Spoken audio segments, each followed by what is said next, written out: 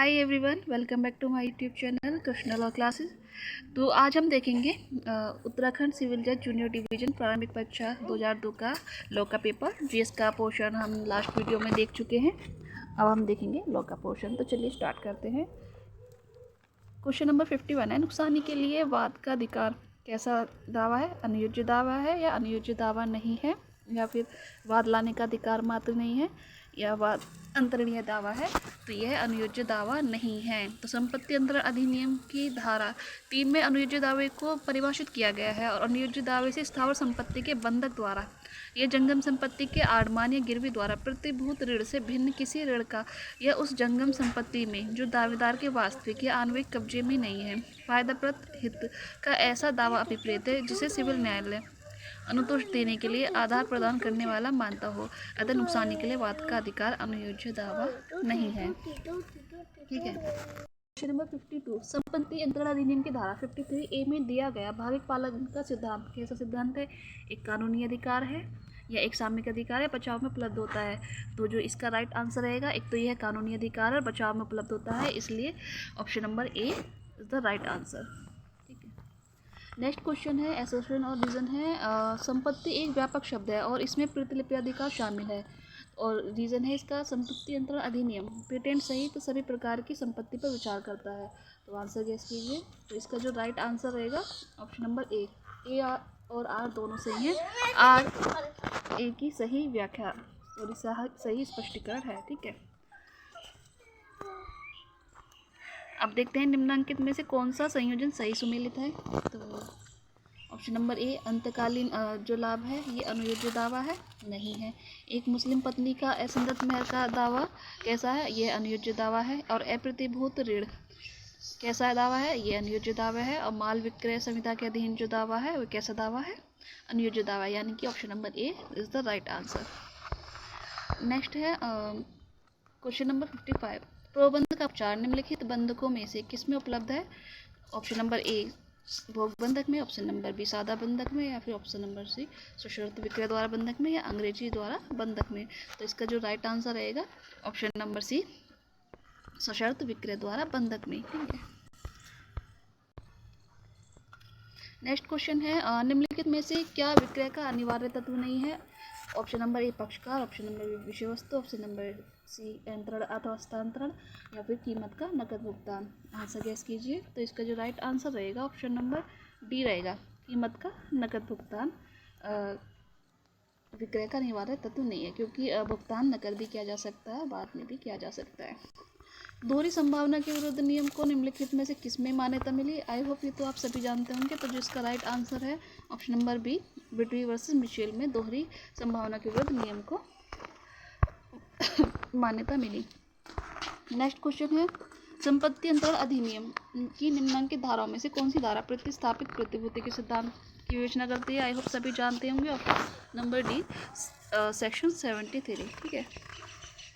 Next question है, निम्नांकित में से कौन सा सही उत्तर है? तो ऑप्शन नंबर ए संपत्ति अंतरण अधिनियम की धारा 60 बंधक डिग्री पर भी लागू होती है, या फिर ऑप्शन नंबर बी विक्रय या क्रय अनुबंध विक्रय संपत्ति है और कुर्की योग्य है, और ऑप्शन नंबर सी है आनुवंशिक वृत्ति कुर्की योग्य है, या फिर सिंचाई के काम आने वाला मोटर पंप कुर्की योग्य है। तो जिसका राइट आंसर रहेगा वह रहेगा ऑप्शन नंबर ए संपत्ति अंतरण अधिनियम की धारा 60 बंधक डिग्री पर भी लागू होती है। नेक्स्ट क्वेश्चन है, राम कुमार कुंडू बनाम मैक्विन का वाद संबंधित है किससे? ऑप्शन नंबर ए लंबित वाद से, ऑप्शन नंबर बी भाग पालन से, या फिर ऑप्शन नंबर डी बंधक से, या फिर दृश्यमान स्वामी से है। तो आई होप सभी जानते होंगे। इसका राइट आंसर है ऑप्शन नंबर बी दृश्यमान स्वामी से। ठीक है। नेक्स्ट जो क्वेश्चन है हिंदू विधि से है। तो हिंदू दत्तक और भरण पोषण अधिनियम के अधीन एक माता अपने पुत्र के परिवार के साथ रहने की हकदार है या फिर नहीं है, या अपने पुत्र की देखरेख के लिए नैतिक रूप से हकदार है, या फिर अपने पुत्र से अलग आवास के लिए हकदार है? तो इसका जो राइट आंसर रहेगा ऑप्शन नंबर ए अपने पुत्र के परिवार के साथ रहने की हकदार है। ठीक है। नेक्स्ट क्वेश्चन है, हिंदू विवाह विधि में निम्नांकित में से कौन से विवाह के प्राचीन तरीके स्वीकृत नहीं थे? ऑप्शन नंबर ए गंधर्व, ऑप्शन नंबर बी आर्ष, या ऑप्शन नंबर 3 प्रजापत्य, या फिर ऑप्शन नंबर 4 असुर। जिसका राइट आंसर रहेगा वह रहेगा ऑप्शन नंबर डी 1 और 4, यानी गंधर्व और असुर। ये तरीके प्राचीन स्वीकृत नहीं थे प्राचीन हिंदू विवाह में। तो जो 1955 के पूर्व अर्थात प्राचीन हिंदू विवाह में 8 पद्धतियाँ मानी गई थी। 4 मान्य पद्धतियाँ और 4 अमान्य पद्धतियाँ। मान्य पद्धति जो थी वह थी ब्राह्मण पद्धति, देव पद्धति, आर्ष विवाह, प्रजापत्य। अमान्य पद्धतियाँ थी, ठीक है। और असुर विवाह, गंधर्व विवाह, राक्षस विवाह और पैशाच विवाह। गंधर्व और असुर प्राचीन तरीके से स्वीकृत नहीं थे, इसलिए विकल्प 1 और 4 सही है। नेक्स्ट क्वेश्चन है, एक 17 वर्ष का लड़का 15 वर्ष की लड़की से विवाह करता है, तो ऐसा विवाह कैसा होगा? तो आई होप ये सभी जानते होंगे, ये विधिमान्य और दंडनीय होगा। और ऐसा कहा गया था श्रीमती नौमी वर्षीय नरोत्तम तथा मोहिंदर कौर बनाम मेजर सिंह के बाद में न्यायालय ने निरूपित किया था कि ऐसे 2 व्यक्तियों के बीच विवाह जो निर्धारित आयु से कम है शून्य नहीं होता, किंतु वह व्यक्ति जो इस प्रकार अपने लिए विवाह रचाता है वह धारा 18A के अनुसार दंड का भागी होगा। अतः 17 वर्ष का लड़का 15 वर्ष की लड़की से विवाह करता है तो यह विवाह विधिमान्य और दंडनीय है। क्वेश्चन नंबर 67 है, अपने बड़े भाई की विधवा पैसे विवाह करता है, यह विवाह कैसा है? शून्य है। अपनी पत्नी की सम्मति के बिना एक हिंदू पुरुष द्वारा गोद लिया जाना विधिमान्य है, शून्य है, या फिर शून्य करनी है या अविधिमान्य है। तो इसका जो राइट आंसर रहेगा ऑप्शन नंबर ए शून्य है, ठीक है। नेक्स्ट क्वेश्चन है, एक हिंदू की सहदाई की संपत्ति के उत्तरजीविता से न्यागत होती है या उत्तरजीविता से होती है या उत्तराधिकार से न्यागत होती है, विभाजित की जा सकती है, ये विभाजित नहीं की जा सकती है। तो जो इसका राइट आंसर रहेगा ऑप्शन नंबर बी रहेगा, क्योंकि जो हिंदू सहदायकी की संपत्ति है उत्तरजीविता से न्यागत होती है और विभाजित भी की जा सकती है। तो इसका जो right answer option number B है। नेक्स्ट क्वेश्चन है, कोई भी गुलाब कांटों के बिना नहीं है, परंतु आपके हाथ में जो है उसमें यदि सभी कांटे ही हैं और गुलाब नहीं है तो उसे फेंकना ही उचित है। इस कथन का संबंध है किससे? पारस्परिक सहमति द्वारा विवाह विच्छेद से, ठीक है। Option number C is the right answer. Next question है, हिंदू दत्तक एवं भरण पोषण अधिनियम 1956 के अंतर्गत एक हिंदू स्त्री पुत्र या पुत्री का दत्तक ग्रहण कर सकती है यदि ऑप्शन नंबर ए वह अविवाहित है, यदि वह विवाहित है, एक विधवा है और उसका कोई पुत्र या पुत्री नहीं है, परंतु एक विधवा पुत्र वधू है, या वह दत्तक ग्रहण कर ही नहीं सकती। तो जो इसका राइट आंसर रहेगा ऑप्शन नंबर ए हिंदू विवाह अधिनियम 1955 की धारा में यह अविवाहित है यदि, क्योंकि यदि वह विवाहित होगी तो क्या होगा, उसे अपने पति की सहमति लेनी होगी। नेक्स्ट क्वेश्चन है, हिंदू विवाह अधिनियम 1955 में विवाह विच्छेद से संबंधित उपबंध हैं, तो ये किस में है? ऑप्शन नंबर सी धारा 13 में, ठीक है। धारा 13 में विवाह विच्छेद से संबंधित उपबंध किए गए हैं। नेक्स्ट क्वेश्चन है, हिंदू विवाह अधिनियम में दाम्पत्य अधिकारों के प्रतिस्थापन का उपबंध किस धारा में? आई होप सभी जानते होंगे, ऑप्शन नंबर ए सेक्शन 9 में दाम्पत्य अधिकारों के प्रतिस्थापन संबंधी उपबंध है। हिंदू विवाह अधिनियम 1955 में प्रयुक्त हिंदू शब्द में निम्नलिखित में से कौन सम्मिलित नहीं है? ए सिख, बी जैन, सी पारसी या डी बौद्ध। तो जिसका राइट आंसर रहेगा ऑप्शन नंबर, तो हिंदू शब्द में कौन सम्मिलित नहीं है? तो पारसी हिंदू शब्द में सम्मिलित नहीं है, ठीक है। नेक्स्ट क्वेश्चन है, हिंदू विवाह अधिनियम 1955 के अंतर्गत प्रतिषिद्ध नातेदारी के व्यक्तियों का विवाह कैसा होता है? शून्य होता है, जो कि हम देखते हैं सेक्शन 11 के अंतर्गत ये प्रतिषिद्ध संबंधियों के साथ शून्य करार कर दिया गया है इसे। नेक्स्ट है, एक हिंदू पति द्वारा जार कर्म यानी पर स्त्री गमन कब केवल विवाह विच्छेद का आधार है या विवाह विच्छेद का आधार नहीं है, केवल न्यायिक पृथक्करण का आधार है या विवाह विच्छेद और न्यायिक पृथक्करण दोनों का आधार है? तो जो इसका राइट आंसर रहेगा ऑप्शन नंबर डी विवाह विच्छेद और न्यायिक पृथक्करण दोनों का आधार है। ऑप्शन नंबर क्वेश्चन नंबर 77 है, एक अवयस्क हिंदू बालक का नैसर्गिक संरक्षक कौन होता है? आई होप सभी जानते होंगे, माता पिता दोनों ही नेचुरल गार्जियंस होते हैं। नेक्स्ट क्वेश्चन है, हनुमान प्रसाद बनाम भव्यवाद किससे संबंधित है? तो इसका जो राइट आंसर है ऑप्शन नंबर डी है, क्योंकि ये इनमें से किसी पर नहीं है। जो हनुमान प्रसाद का जो वाद है वो संबंधित है स्त्री संपदा के हस्तांतरण के संबंध में है, ठीक है। नेक्स्ट क्वेश्चन है, हिंदू विवाह अधिनियम 1955 की किस धारा में विवाह की शर्तों का उपबंध है? तो ये धारा 5 में है। हिंदू उत्तराधिकार अधिनियम 1956 की किस धारा में महिला हिंदुओं के मामले में उत्तराधिकार के सामान्य नियमों का बंद किया गया है? धारा 15 में। ठीक है। हिंदू विवाह अधिनियम 1955 प्रवृत्त हुआ तो कब हुआ? 18 मई 1955 को। दास्तानी वर्सेस दास्तानी के बाद संबंधित है विवाह विच्छेद पर। ठीक है। और निम्नांकित में से कौन सा कथन सही है? तो इसका जो राइट आंसर रहेगा ऑप्शन नंबर बी, पारस्परिक सहमति से विवाह विच्छेद हिंदू विवाह संशोधन अधिनियम 76 के द्वारा पुनः स्थापित किया गया है। नेक्स्ट क्वेश्चन है सूची 1 को सूची 2 से सम्मिलित कीजिए तथा सूचियों के नीचे दिए गए कूट की सहायता से सही उत्तर चुनिए। जो इसका राइट आंसर रहेगा पहले हम देखते हैं कि जो प्रतिशुद्ध डिग्री वाले पक्षकारों का विवाह कैसा होता है? सभी जानते हैं, शून्य होता है सेक्शन 11 के अंतर्गत।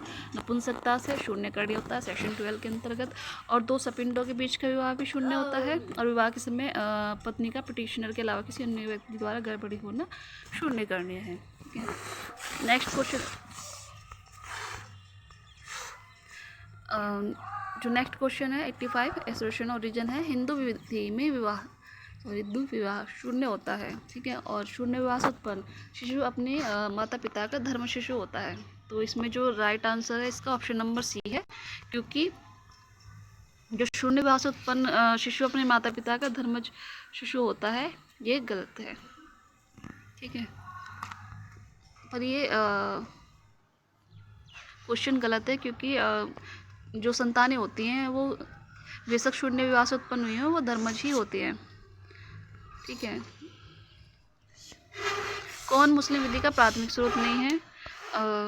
तो option number A Quran, option number B शरीयत, ऑप्शन नंबर सी हदीस और ऑप्शन नंबर डी इजमा। तो मुस्लिम विधि का जो प्राथमिक स्रोत में शरीयत को सम्मिलित नहीं किया गया है। मुस्लिम विधि के प्राथमिक स्रोत हैं कुरान, हदीस, इजमा तथा क़यास है। और नेक्स्ट क्वेश्चन है धात्री पालन पोस्टरेज के आधार पर मुस्लिम विवाह कैसा विवाह? शून्य यानी बातिल है। निम्नांकित में से कौन मुस्लिम विधि का स्रोत है? Option number A Quran, option number B इजमा, ऑप्शन नंबर डी किसी क़यास या फिर उपरोक्त सभी। तो उपरोक्त सभी हैं। एक नाबालिग मुस्लिम लड़की का विधिक संरक्षक कौन होता है? तो ये पिता होता है। और मुस्लिम विधि के अंतर्गत विधि मान्य विवाह के लिए निम्नलिखित में से क्या आवश्यक नहीं है?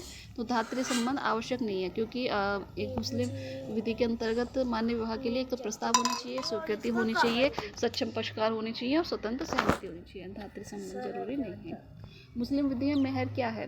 ऑप्शन नंबर ए दहेज है, या पति द्वारा पत्नी के प्रति आदर का कर्तव्य है, या विवाह का प्रतिफल है, पत्नी का एक विधिक अधिकार है। तो जो इसका राइट आंसर रहेगा ऑप्शन नंबर ए दहेज तो ये नहीं है। ठीक है। तो इसका राइट आंसर रहेगा ऑप्शन नंबर सी, यानी ये पति द्वारा पत्नी के प्रति आदर का कर्तव्य है, विवाह का प्रतिफल है और पत्नी का एक विधिक अधिकार है।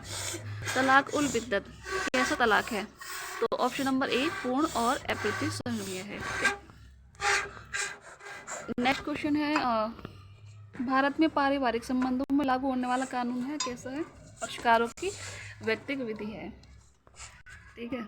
और भारत के संविधान के अंतर्गत पारिवारिक विधि के सभी पहलू आते हैं। तो कौन सी सूची में आते हैं? समवर्ती सूची, जो फैमिली लॉज हैं कंकरेंट लिस्ट के अंतर्गत आते हैं। एक मुसलमान दुनिया के किसी भी देश में जाता है, संबंधित देश के कानूनों के अनुपालन के उद्देश्य से जाता है और जिसमें व्यक्तिगत कानून भी शामिल है। ठीक है। और नेक्स्ट क्वेश्चन है जब एक मुस्लिम पुरुष और एक मुस्लिम महिला विशेष विवाह अधिनियम 1954 के अंतर्गत अपने विवाह की संविदा करते हैं तो मुस्लिम व्यक्तिगत विधि उन पर लागू नहीं होती है। शिया विधि के अंतर्गत यदि पति बोलने की क्षमता रखता है और तलाक की लिखित घोषणा करता है तो ऐसा तलाक शून्य होता है। मुस्लिम विधि में विवाह को माना जाता है एक संविदा। ठीक है। और मुस्लिम विधि के अंतर्गत दान की आवश्यक शर्त हैं क्या क्या है? दानकर्ता द्वारा दान की घोषणा, दान ग्रहीता द्वारा दान की घोषणा, दान की गई संपत्ति के कब्जे का परिदान।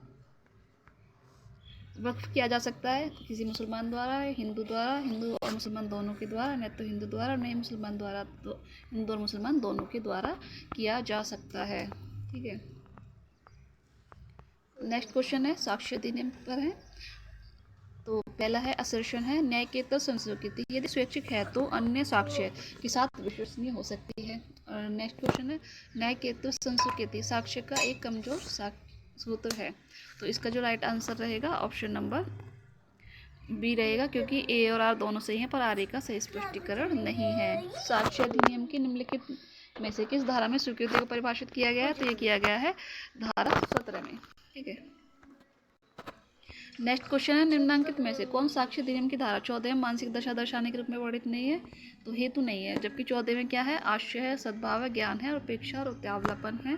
ठीक है। तो जो हम 14 देखते हैं तो 14 कहता है कि मन की कोई भी दशा जैसे आशय, ज्ञान, सद्भावना, उपेक्षा, उद्यावलापन किसी विशिष्ट व्यक्ति के प्रति वैमनस्य से या सदिच्छा दर्शित करने वाले अथवा शरीर की या शारीरिक संवेदना की किसी दशा का अस्तित्व दर्शित करने वाले तथ्य तब सुसंगत हैं जबकि मन की या शारीरिक संवेदना की किसी ऐसी दशा का अस्तित्व विवादक या सुसंगत है। अतः इस धारा में मानसिक दशा दर्शाने वाले शब्द हैं आशय, ज्ञान, सद्भावना, उतावलापन, उपेक्षा, किसी विशिष्ट व्यक्ति के प्रति वैमनस्य। इसमें हेतु सम्मिलित नहीं है। मृत्युकालिक कथन की ग्राह्यता के लिए निम्नांकित में से कौन सी शर्त आवश्यक नहीं है? तो इसका जो राइट आंसर रहेगा ऑप्शन नंबर सी रहेगा। कथन करने वाले को कथन करते समय मृत्यु की प्रत्याशंका थी। साक्ष्य अधिनियम के किस उपबंध में उसी संव्यवहार का भाग बनना शब्दों का प्रयोग हुआ है? तो ये हुआ है सेक्शन 6 के अंतर्गत। ए की मृत्यु ब की अपेक्षापूर्ण गाड़ी चलाने के कारण हुई। ब के विरुद्ध क्षतिपूर्ति की बात के में निम्नलिखित में से कौन सा तथ्य सुसंगत नहीं है? तो जिसका राइट आंसर रहेगा यह तथ्य कि ब उपेक्षापूर्ण ढंग से गाड़ी चलाने का आदी था। ठीक है। नेक्स्ट क्वेश्चन है, साक्ष्य अधिनियम में विबंध से संबंधित उपबंध कहाँ पर दिए गए हैं? तो आई होप सभी जानते होंगे, धारा 115 में दिए गए हैं। किसी अविवाहित स्त्री द्वारा आत्महत्या के दुष्प्रेरण के बारे में अवधारणा का उपबंध जो है वो कहाँ पर है?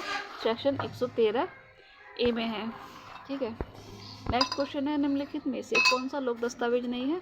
तो जिसका राइट आंसर रहेगा एक अपंजीकृत पारिवारिक बंटवारा एक लोक दस्तावेज नहीं है। बाकी पंजीकृत विक्रय विलेख एक लोक दस्तावेज है, एक उच्च न्यायालय का निर्णय लोक दस्तावेज है और एक सिविल न्यायाधीश का निर्णय। ठीक है। और ऐसा बताया गया है सेक्शन 74 जो लोक दस्तावेजों के बारे में उपबंध करता है। भारतीय साक्ष्य अधिनियम की किस धारा में लोक कल्याण की भावना सर्वोच्च विधि है सूत्र को समाहित किया गया है? धारा 123 में। ठीक है। नेक्स्ट है, एक तथ्य जिसे न तो साबित किया गया है और न ना साबित, उसे क्या कहते हैं? साबित नहीं हुआ। प्रकलन नारायण स्वामी वैसे सम्राट का वाद संबंधित है मृत्युकालिक कथन से। और नेक्स्ट क्वेश्चन है, ये सही मिलान करने के लिए तो हम देखेंगे तथ्य जो विवादक तथ्य का परिणाम है। तो परिणाम हम कहाँ देखते हैं? सेक्शन 7 में देखते हैं। और जो तथ्य हैं एक ही संव्यवहार के भाग है ये कहाँ देखते हैं? हम सेक्शन 6 में देखते हैं। तथ्य जो विवादक तथ्य की तैयारी दर्शाता है तो सेक्शन 8 बताता है। ये सुसंगत तथ्यों के स्पष्टीकरण पुनर्स्थापन के लिए आवश्यक तथ्य सेक्शन 9 में है। ठीक है। अब देखते हैं हम आगे। नेक्स्ट क्वेश्चन है क्वेश्चन नंबर 114, साक्ष्य अधिनियम की निम्नलिखित धाराओं में से किस धारा में यह उपबंध किया गया कि अभियुक्त का पूर्व का बुराशील सुसंगत नहीं है? कौन सी धारा में? सेक्शन 54 में। ठीक है। और परंतु यदि अभियुक्त का अपना अच्छा शील दर्शाता है, यदि अभियुक्त अपने अच्छे शील को दर्शाता है तो अभियोजक बचाव में बुरे का साक्ष्य दे सकता है। ये कहता है सेक्शन 54। साक्ष्य अधिनियम की निम्नांकित में से कौन सी धारा कहती है? एक मिनट,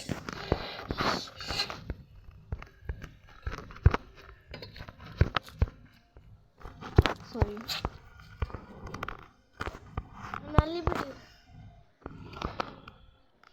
साक्ष्य अधिनियम की निम्नांकित में से कौन सी धारा कहती है कि प्रलोभन धन की अथवा वचन के द्वारा कारित संस्कृति सुसंगत नहीं है? तो ये इनमें से कोई नहीं है, क्योंकि ना तो सेक्शन 25, ना ही सेक्शन 26, ना ही 27। ये कहती है धारा 24 जो कहती है संस्कृति उत्प्रेरणा धमकी या वचन द्वारा प्राप्त की गई संस्कृति तो वह विसंगत होती है। ठीक है। नेक्स्ट जो क्वेश्चन है, निम्नांकित में से किस वाद में यह निर्णित हुआ कि साक्ष्य अधिनियम की धारा 27 धाराएं 24, 25 और 26 का अपवाद है? ये कहा गया था उत्तर प्रदेश राज्य वर्सेस तिरुमन उपाध्याय में। नेक्स्ट क्वेश्चन है, बोलने में असमर्थ एक साक्षी अपना साक्ष्य खुले न्यायालय में लिखकर देता है। इस प्रकार दिया गया साक्ष्य समझा जाएगा कैसा? मौखिक साक्ष्य। कोई प्रश्न जो इस उत्तर को सुझाता है जिसे पूछने वाला व्यक्ति पाना चाहता है या पाने का आशा करता है तो उसे क्या कहा जाता है? सूचक प्रश्न। सूचक प्रश्न है प्रति परीक्षा में पूछा जा सकता है। ठीक है। ये बहुत पूछा जाता है क्वेश्चन कि सूचक प्रश्न कब पूछे जाएंगे और कब नहीं पूछे जाएंगे। तो ये सेक्शन 143 बताता है कि सूचक प्रश्न प्रति परीक्षा में पूछे जा सकेंगे। निम्नांकित में से कौन सा कथन सही है? तो जिसका राइट आंसर है ऑप्शन नंबर सी, स्वीकृतियाँ मौखिक या दस्तावेजी हो सकती हैं। ठीक है। ज़रूरी नहीं है कि वे खाली मौखिक हो या सिर्फ दस्तावेजी हो, दोनों तरीके से हो सकती हैं, इलेक्ट्रॉनिक फॉर्म में भी हो सकती हैं। वे तथ्य जो भले ही विवादक तथ्य नहीं हैं, इस प्रकार विवादक तथ्यों से जुड़े होते हैं कि वे एक ही समुदाय का भाग होते हैं और वे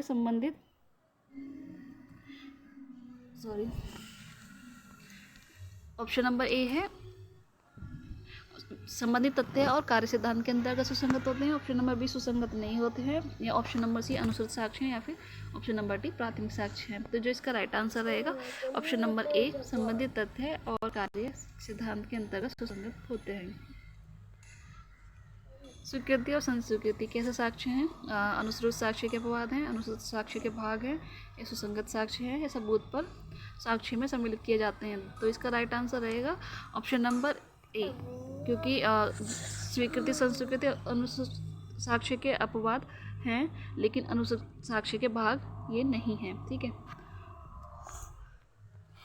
सत्र न्यायालय दो सिद्धि के विरुद्ध अपीलीय शक्ति का प्रयोग दंड प्रक्रिया संहिता की किस धारा के अंतर्गत करता है? तो करता है सेक्शन 374 के अंतर्गत। ठीक है।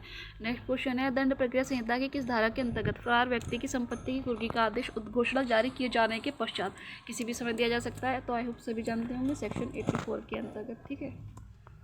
और नेक्स्ट जो क्वेश्चन है, दंड प्रक्रिया संहिता की कौन सी धारा यह बंद करती है कि सत्र न्यायालय द्वारा पारित मृत्यु दंडादेश को निष्पादित करने से पूर्व उच्च न्यायालय द्वारा पुष्टि आवश्यक है? तो ये कहा गया है सेक्शन 366 में। ठीक है। नेक्स्ट क्वेश्चन है, जब सत्र न्यायाधीश अथवा उच्च न्यायालय अपनी अधिकारिता के अधीन किसी दंड न्यायालय के समक्ष की किसी कार्रवाई के अभिलेख को परीक्षण करने हेतु मंगाता है, तो इसे कहते हैं पुनरीक्षण। ठीक है।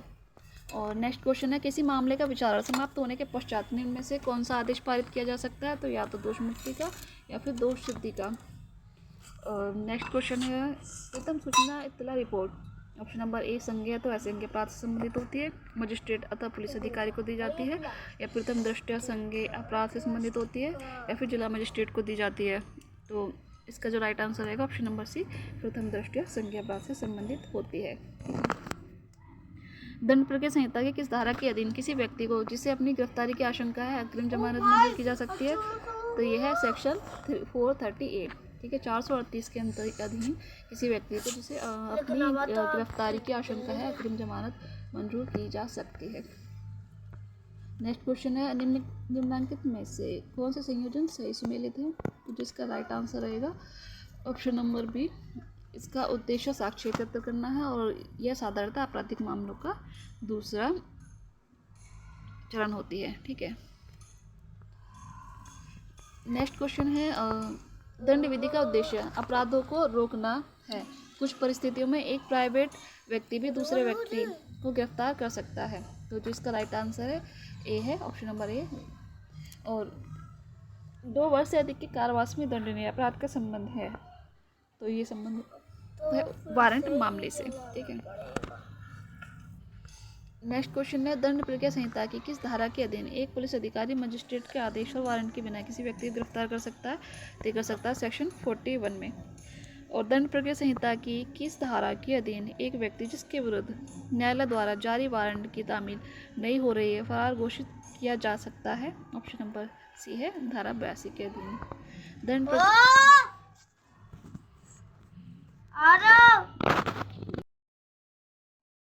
सीआरपीसी की किस धारा के अधीन एक अभियुक्त व्यक्ति स्वयं सक्षम साक्षी हो सकता है? तो ये हो सकता है धारा 315 के अंतर्गत। निम्नलिखित में से दंड प्रक्रिया संहिता की धारा 164 के अधीन संस्वीकृति कथन अभिलिखित करने हेतु अधिकृत है कौन? न्यायिक मजिस्ट्रेट। और दंड प्रक्रिया संहिता की धारा 482 के अधीन अंतर्निहित शक्तियों का प्रयोग किया जा सकता है किसके द्वारा? सत्र न्यायालय के द्वारा, या मुख्य न्यायिक मजिस्ट्रेट द्वारा, या उच्च न्यायालय द्वारा, या दोनों के द्वारा, हाई कोर्ट और सेशन कोर्ट। तो जिसका राइट आंसर रहेगा ऑप्शन नंबर सी, केवल हाई कोर्ट के द्वारा किया जा सकता है।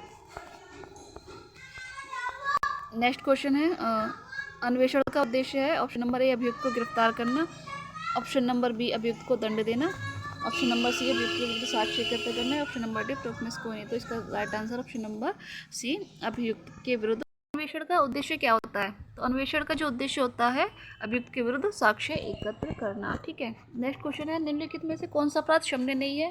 तो 307 जो है ये क्षम्य नहीं है, बाकी 334, 342, 506 ये क्षम्य है, यानी कंपाउंडेबल है। और नेक्स्ट क्वेश्चन है किसी अचल संपत्ति के कब्जा संबंधी विवाद का निर्णय किसके द्वारा किया जाएगा? तो आई होप सभी जानते होंगे ये एग्जीक्यूटिव मजिस्ट्रेट के द्वारा किया जाता है। और सीआरपीसी की धारा 304 संबंधित है फ्री लीगल एड से, राज्य के खर्च पर अभियुक्त को विधिक सहायता प्रदान करने से, और दंड प्रक्रिया संहिता के अधीन संक्षिप्त विचारण की प्रक्रिया किन धाराओं में दी गई है? तो आई होप सभी जानते होंगे 260 टू 265 तक। ठीक है, यानी 260 से 265 तक समरी ट्रायल बताया गया है। दंड प्रक्रिया संहिता की धारा 133 के अधीन लोक उत्पाद हटाने के लिए सशर्त आदेश पारित किया जा सकता है किसके द्वारा? तो उपरोक्त में से किसी भी मजिस्ट्रेट के द्वारा, या तो डीएम, एसडीएम या फिर एग्जीक्यूटिव मजिस्ट्रेट के द्वारा। और निम्नांकित में से किस वाद में उच्चतम न्यायालय ने यह निर्णय दिया कि दंड प्रक्रिया संहिता की धारा 125 सभी पर लागू होती है? तो आई होप सभी जानते होंगे ये कहा था मोहम्मद अहमद खान वर्सेस शाहबानो बेगम, जो कि मोस्ट इंपॉर्टेंट केस है 125 पर। नेक्स्ट क्वेश्चन है दंड प्रक्रिया संहिता कौन सी धारा ये बंद करते हैं किसी व्यक्ति की जिसकी एक बार दोष सिद्धि अथवा दोष मुक्ति हो चुकी है, उसी अपराध के लिए दोबारा विचार नहीं किया जा सकता है? तो यह धारा 300। ठीक है, और द्वितीय श्रेणी के मजिस्ट्रेट के न्यायालय द्वारा निम्न में से कौन सा दंडादेश पारित किया जा सकता है? तो 1 वर्ष से अनधिक अवधि के लिए कारावास। जो सेकेंड क्लास मजिस्ट्रेट है 1 वर्ष से अनधिक अवधि के लिए कारावास दे सकता है और 1000 रुपये से अनधिक जुर्माना। और दंड प्रक्रिया संहिता की धारा 321 के अंतर्गत कौन किसी मामले का विजन को वापस ले सकता है? तो ले सकता है किसी मामले के महासाधक लोक अभियोजक न्यायालय की सम्मति से किसी मामले को वापस ले सकते हैं। अब उसमें पूछा है गलत उत्तर बताइए। तो जो इसका राइट आंसर रहेगा ऑप्शन नंबर सी रहेगा, क्योंकि जांच आरोप सूचित करने से पूर्व की जाती है, ना कि ये गलत बताया गया है कि जो जांच होती है आरोप सूचित करने से पूर्व की जाती है। ठीक है, और नेक्स्ट क्वेश्चन है मुख्य न्यायिक मजिस्ट्रेट कौन सा दंडादेश पारित कर सकता है? तो जिसका राइट आंसर रहेगा ऑप्शन नंबर ए 7 वर्ष से अनधिक कारावास का दंडादेश मुख्य न्यायिक मजिस्ट्रेट पास कर सकता है। ठीक है, अभी बताया गया सेक्शन 29 के खंड 1 के अनुसार। दंड प्रक्रिया संहिता 1973 कब से प्रवृत्त हुई? आई होप सभी जानते होंगे, तो ये 1 अप्रैल 1974 से प्रवृत्त हुई। नेक्स्ट क्वेश्चन है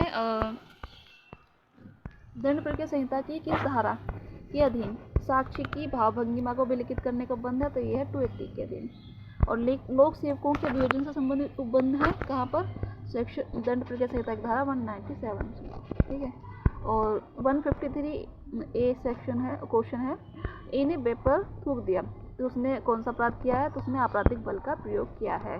नेक्स्ट क्वेश्चन है ए एक कर्ज देने वाला बे कर्जदार की चल संपत्ति और उसकी सहमति के बिना उस पर ऋण के भुगतान के लिए दबाव बनाने के आशय से बे के कब्जे से ले लेता है, तो ए ने कौन सा अपराध किया? तो चोरी के लिए दोषी होगा, क्योंकि इसमें कहा गया है कि अपनी संपत्ति की भी चोरी हो सकती है लेकिन बिना कंसेंट के ले रहे हैं जिसका कब्जा है। यहाँ पर जो कंसेंट बताई गई है, सॉरी, कब्जा ही मान्य किया गया है 374 के अंतर्गत। ठीक है, और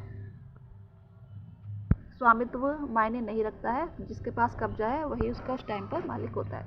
नेक्स्ट है बलात्कार एक महिला पर कलंक है इसलिए दंडनीय अपराध है। ठीक है, ये एसोसिएशन है। रीजन है एक व्यक्ति द्वारा अपनी पत्नी के साथ मैथुन करना बलात्संग नहीं है, तो जो इसका राइट आंसर रहेगा ऑप्शन नंबर सी रहेगा, क्योंकि एक व्यक्ति अपनी पत्नी के साथ अगर उसकी सहमति के बिना, उसकी कंसेंट के बिना मैथुन करता है तो वो बलात्संग की कोटि में आता है।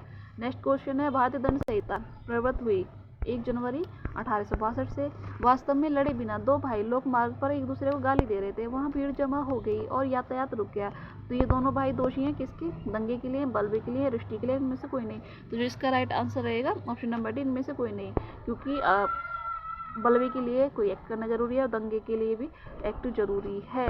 ठीक है, क्योंकि यहाँ पर किसी भी आघात का आदान प्रदान नहीं हुआ था, इसलिए निर्णय दिया गया कि बिना वास्तविक मारपीट के अभाव में दंगा नहीं कारित हो सकता है। एक्स और वाई एक ही ट्रेन में जम्मू तवी से दिल्ली तक यात्रा करने वाले थे। वाई के पास पठानकोट के 2 टिकट थे और एक्स के पास दिल्ली का टिकट था। रिक्शा से अपना टिकट वाई को दिया। जिससे वह यह पड़ताल कर ले कि वह सही है या नहीं। वाई ने एक्स का टिकट लौटाने के बहाने अपना एक टिकट उसे दे दिया और एक्स का टिकट रख लिया। वाई ने कौन सा अपराध किया है? तो उसने आपराधिक दुर्विनियोग का अपराध किया है। वाई को एक्स का उधार देना था। वाई का बैल झरने के पास चल रहा था। एक्स उसे हटाकर ले गया और अपने घर में बांध दिया। जब वाई ने उससे बैल छोड़ने के लिए कहा तो एक्स का कहना था कि वह बैल तभी छोड़ेगा जब उसे धन का भुगतान हो जाएगा। तो यहाँ पर एक्स दोषी है तो वह चोरी के लिए दोषी होगा। ठीक है। नेक्स्ट क्वेश्चन है, एक व्यक्ति जिसके किसी पद में होने की प्रत्याशा नहीं थी, यह विश्वास कहलाता है कि वह पद धारण करता है, पारितोषिक प्राप्त करता है। उसने निम्नलिखित में से कौन सा अपराध किया है? तो उसने छल किया है।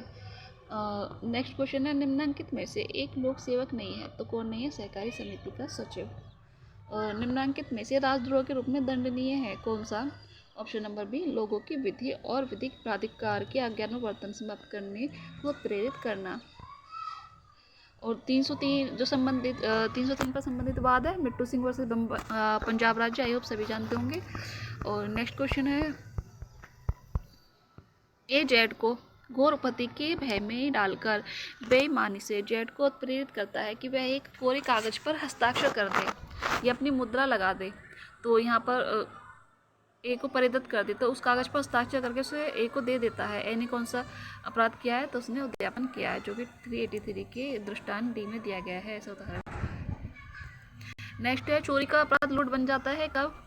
जब उसमें बल का प्रयोग होता है, 2 या अधिक परंतु 5 से कम व्यक्तियों द्वारा किया जाता है, 5 या अधिक व्यक्ति द्वारा किया जाता है, या उसमें जीवन को आसन्न संकट उत्पन्न हो जाता है। तो जो इसका राइट आंसर रहेगा ऑप्शन नंबर डी रहेगा। यदि उसमें जीवन को आसन्न संकट उत्पन्न हो जाए तो चोरी का अपराध लूट बन जाता है।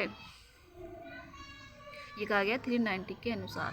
एक्स और वाई विष द्वारा जेड की हत्या कायम करने के लिए सहमत होते हैं और वाई द्वारा विष लाया जाना था जिसे वाई नहीं लाया। एक्स और वाई दोषी हैं। ऑप्शन नंबर ए, दुष्प्रेरण द्वारा हत्या के षड्यंत्र के लिए। ऑप्शन नंबर बी, भारतीय दंड संहिता की धारा 34 की सहायता से हत्या के प्रयत्न के लिए, किसी अपराध के लिए नहीं, या जेड की हत्या के आपराधिक षड्यंत्र के लिए। तो जो इसका राइट आंसर रहेगा ऑप्शन नंबर डी रहेगा, जेड की हत्या के आपराधिक षड्यंत्र के लिए। क्वेश्चन नंबर 167 है, पोत के डूबने के पश्चात एक्स और वाई ने समुद्र में तैरते हुए एक तख्ता पकड़ लिया। तख्ता इतना बड़ा नहीं था कि दोनों को सहारा दे सके। एक्स के पास अन्य विकल्प नहीं होने पर उसने वाई को धक्का दे दिया जो डूब गया। एक्स ने किया है क्या? ऑप्शन नंबर ए, आपराधिक मानववध। ऑप्शन नंबर बी, हत्या। ऑप्शन नंबर सी, उपेक्षा द्वारा हत्या का अपराध, या उपरोक्त में से कोई नहीं। तो जो इसका राइट आंसर रहेगा कोई अपराध नहीं किया है।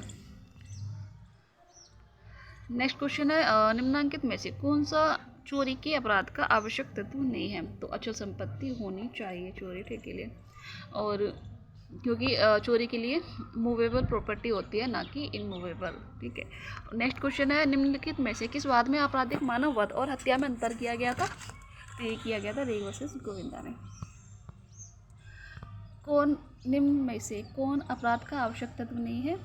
तो जो हेतु है अपराध का आवश्यक नहीं है, जबकि क्षति आपराधिक कृत्य और दुराश्रय ये अपराध के आवश्यक तत्व हैं। ठीक है।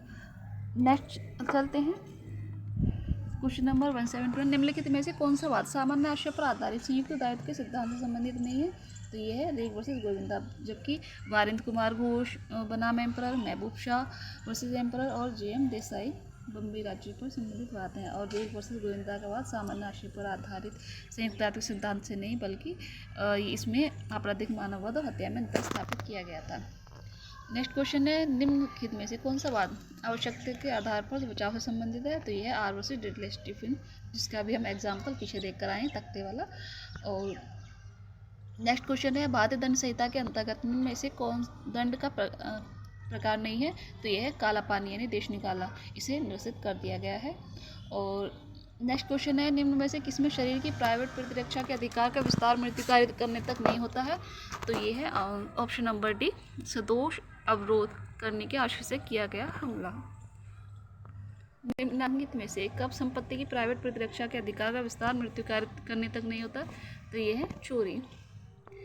एक कुल्हाड़ी से उस स्थान पर लकड़ी काट रहा है जहाँ पर बच्चे खेल रहे हैं। कुल्हाड़ी छटक जाती है और उससे एक बच्चे की मृत्यु हो जाती है। तो यहाँ पर ए दोषी होगा। ऑप्शन नंबर ए, उपेक्षा द्वारा मृत्यु कारित करने का। भारतीय दंड संहिता की किस धारा में राजद्रोह को परिभाषित किया गया है? तो आई होप सभी जानते होंगे, ऑप्शन नंबर बी, धारा 124A में। पति और पत्नी के झगड़े में पति एक डंडे से पत्नी को पीटने का प्रयास करता है, जो दुर्घटनावश उसके हाथ में लिए नवजात शिशु पर गिर जाता है और शिशु की तत्काल मृत्यु हो जाती है, तो पति दोषी होगा।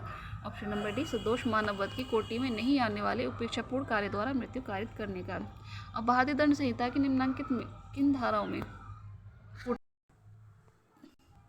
तो सिविल प्रक्रिया संहिता की निम्नलिखित में से किस उपबंध में अंतकालीन लाभ को परिभाषित किया गया? तो किया गया 212 में। एक प्रतिवादी को अपना लिखित कथन न्यायालय में जिस समय सीमा में देना होगा वह है विदिन 30 डेज। ठीक है। निम्नांकित में से किस रिट के मामले में प्राण न्याय का सिद्धांत लागू नहीं होता है? तो ये बंदी प्रत्यक्षीकरण में। ठीक है। नेक्स्ट है, निम्नांकित में से कौन सी संपत्ति डिक्री के निष्पादन में कुरकर विक्रय की जा सकती है? तो ये है वचन पत्र। जबकि पुस्तक लेखा, पुस्तक बही, व्यक्तिगत सेवा का अधिकार, भावी भरण पोषण का अधिकार, ये कुर्क और विक्रय नहीं किए जा सकते, वचन पत्र किए जा सकते हैं। और ये हम कहाँ देखते हैं? सेक्शन 60 में। सिविल प्रक्रिया संहिता के अंतर्गत कौन सा वाद दीवानी प्रकृति का वाद नहीं है? तो ये इसका राइट आंसर हो जाएगा ऑप्शन नंबर ए, सामाजिक कार्यों से वंचित किए जाने के विरुद्ध वाद। ठीक है। नेक्स्ट है, निम्नांकित में से किसकी सिविल प्रक्रिया संहिता की धारा में जिसका संबंध अनुपूरक कार्रवाइयों से है स्थान नहीं मिला है? तो ये है निर्णय पूर्व जब्ती को। सिविल प्रक्रिया संहिता के आदेश 1 नियम 8 के अंतर्गत एक प्रतिनिधिवाद संस्थित करने के लिए निम्नांकित में से किसकी आवश्यकता नहीं है? तो जिनका प्रतिनिधित्व किया जा रहा है उनके लिखित अनुज्ञा। सिविल प्रक्रिया संहिता के निम्नांकित में से किस धारा में वादों को संस्थित करने का उपबंध है? तो ये सेक्शन 26 और ऑर्डर 4 में है। तो ये था आज का हमारा लॉ का पोर्शन।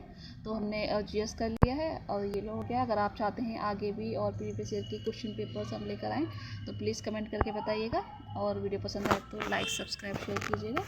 Thanks for watching. संहिता की निम्नलिखित किस धाराओं में कोर्ट रचना को परिभाषित किया गया है? आई होप सभी जानते होंगे, 463 में किया गया है। और ए बी की जेब में रुपये चुराने के आशय से हाथ डालता है, परंतु जेब खाली थी। ए ने क्या किया? चोरी का प्रयत्न करने का दोषी है। नेक्स्ट क्वेश्चन है, भारतीय दंड संहिता की किस धारा में आपराधिक अत्याचार को परिभाषित किया गया है? तो ये 441 में।